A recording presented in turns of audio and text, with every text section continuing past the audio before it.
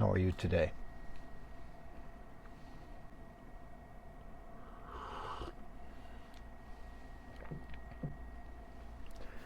I have an interesting challenge. I'm to speak to a group of factory workers and tell them America's story, which I'm delighted to do, especially since they're first generation Americans.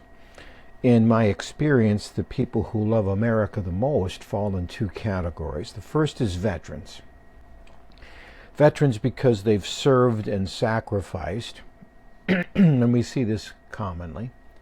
Parents, for example, when they sacrifice for their kids, it makes them love their kids more, and then that makes them more willing to sacrifice, and then we have this loop of sacrifice and love, and this is what parents absolutely can identify with.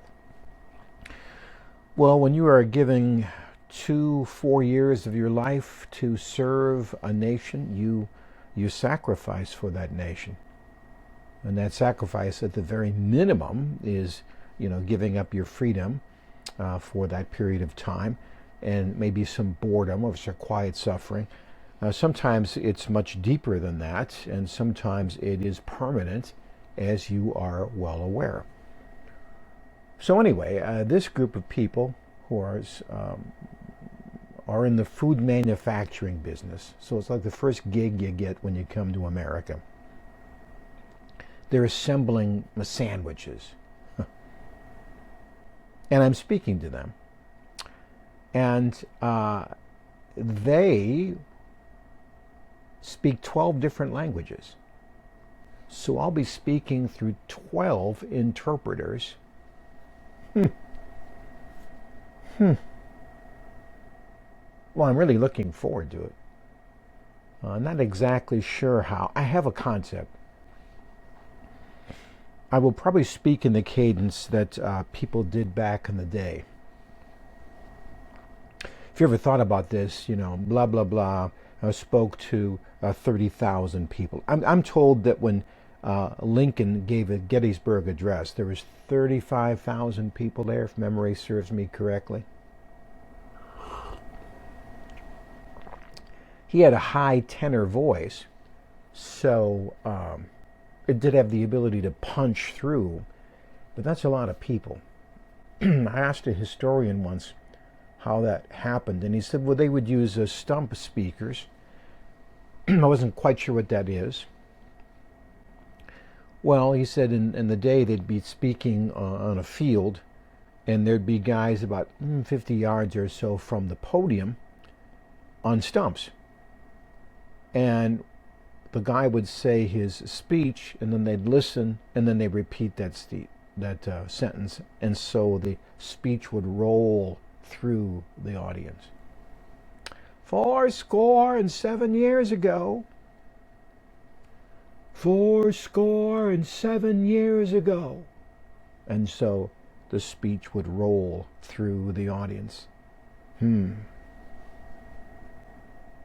of adds a different cadence when you hear some of these famous speeches and you realize they were given in that kind of deliberate way.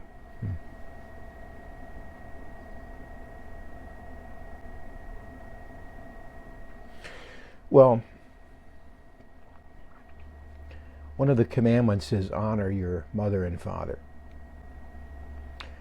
Maybe your mom and dad are a hot mess. I don't know.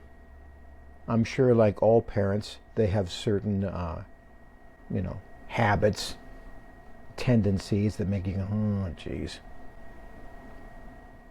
And maybe they're at the time of their life where they're failing in one way or the other. Of course, if my memory is correct, my parents started failing when I was 12 years old. Dad, Mom. But the sacrifices they made,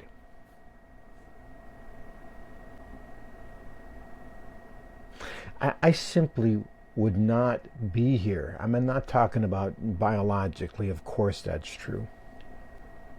But the advances my parents, and before them my grandparents, and before them my great-grandparents made, allowed me to be here today. When you write down your journal today and write down the things you're grateful for, maybe you would do that. Just write down the things that you are grateful for, that your parents provided. And if you can think back far enough to when they first came to this country, the sacrifices they made to go to a strange place, move away from family and friends, to a land with a different culture, maybe even a different language, because they were thinking of you, or at least their children, and were willing to sacrifice. I talk about a story arc and how stories eventually end. The reason the American story remains so vibrant even after over 250 years is that we keep adding new people who are new to the story and love the story. That's a secret sauce that keeps this nation so vibrant and optimistic. Anyway, something to think about as you go into your day. I'm Jeff Gould, America's Storyteller. There's another video right there, and if you could like and subscribe, I'd appreciate that, and we'll see you tomorrow. God bless.